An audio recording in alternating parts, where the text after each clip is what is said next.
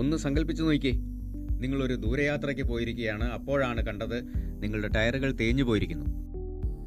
തേഞ്ഞുപോയ ടയറുകൾ പെട്ടെന്ന് പഞ്ചറാവാം, കൂടാതെ വണ്ടിയുടെ കൺട്രോളും ഓടിക്കുമ്പോൾ നഷ്ടപ്പെട്ടേക്കാം. എനിക്കറിയാം, ഇതാർക്കും ഇഷ്ടമുള്ള കാര്യമല്ല.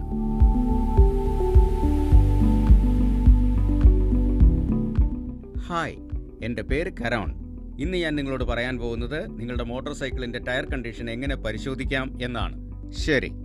ശരിയായ ടയർ കണ്ടീഷൻ, ശരിയായ ടയർ ടൈപ്പ്, ഇതെല്ലാം മോട്ടോർ സൈക്കിളിൻ്റെ പ്രവർത്തനത്തെ ബാധിക്കും. ടയറിന് വിള്ളലോ പൊട്ടലോ ഉണ്ടെങ്കിൽ ടയറിൻ്റെ പ്രവർത്തനം നശിക്കുകയും മോട്ടോർ സൈക്കിളിൻ്റെ കൺട്രോൾ കയ്യിൽ നിന്ന് പോവുകയും ചെയ്യും.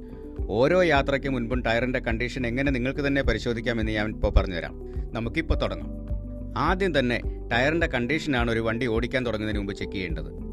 ടയറിൽ എന്തെങ്കിലും കുഴപ്പം പറ്റിയതിൻ്റെ അടയാളങ്ങൾ, അതായത് വിള്ളലുകൾ, കീറലുകൾ, കമ്പി വെളിയിൽ കാണുന്നത്, മുഴച്ചു നിൽക്കുന്നത്, ടയർ ത്രെഡിൻ്റെ കനം.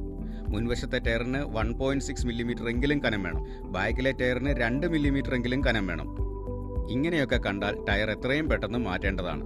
കൂടാതെ എല്ലാ യാത്രയ്ക്കും മുന്നേ ടയർ പ്രഷർ ചെക്ക് ചെയ്യണം. ടയർ പ്രഷർ കമ്പനി പറഞ്ഞിരിക്കുന്ന അതേ അളവിലാണെന്ന് ഉറപ്പുവരുത്തണം.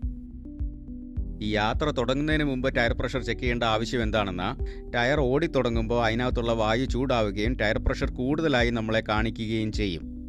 ആവശ്യത്തിന് ടയറിൽ കാറ്റില്ലെങ്കിൽ വണ്ടി മൂവ് ചെയ്യാൻ ബുദ്ധിമുട്ടായിട്ട് ടയർ പെട്ടെന്ന് തന്നെ തേഞ്ഞു പോകും. അതുപോലെ ആവശ്യത്തിൽ കൂടുതൽ കാറ്റുണ്ടെങ്കിൽ ടയറിൻ്റെ കുറച്ച് ഭാഗം മാത്രമേ റോഡിൽ ടച്ച് ചെയ്ത് ഓടുകയുള്ളൂ. അപ്പോൾ വണ്ടി സ്കിഡ് ആകാനും കൺട്രോൾ പോകാനുമുള്ള സാധ്യത കൂടുതലാണ്. ശ്രദ്ധിക്കുക, ടയർ പ്രഷറിൽ എന്തെങ്കിലും കുറവ് കണ്ടുപിടിച്ചാൽ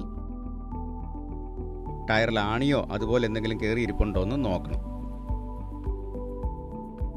അല്ലെങ്കിൽ വീൽ റിമ്മിന് ഡാമേജ് ഉണ്ടോ എന്ന് നോക്കണം. ട്യൂബ്ലെസ് ടയറിന് തുളയുണ്ടെങ്കിൽ പതിയെ കാറ്റ് പോവുകയുള്ളൂ.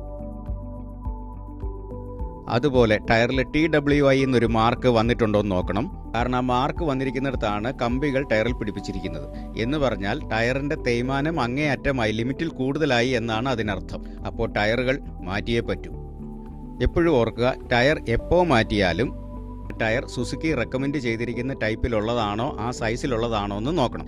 അങ്ങനെ റെക്കമെൻഡ് ചെയ്യപ്പെടാത്ത സൈസിലുള്ളത് ഉപയോഗിച്ചാൽ മോട്ടോർ സൈക്കിൾ ഹാൻഡിൽ ചെയ്യാൻ പ്രയാസമുണ്ടാവുകയും അത് മോട്ടോർ സൈക്കിളിൻ്റെ കൺട്രോൾ നമ്മുടെ കയ്യിൽ നിന്നും വിട്ടുപോകാൻ സാധ്യമാക്കുകയും ചെയ്യും. ഇപ്പോൾ നിങ്ങൾക്കറിയാമല്ലോ ഒരു ടയറിൻ്റെ കണ്ടീഷൻ മനസ്സിലാക്കണമെങ്കിൽ എന്തൊക്കെ പരിശോധിക്കണമെന്ന്.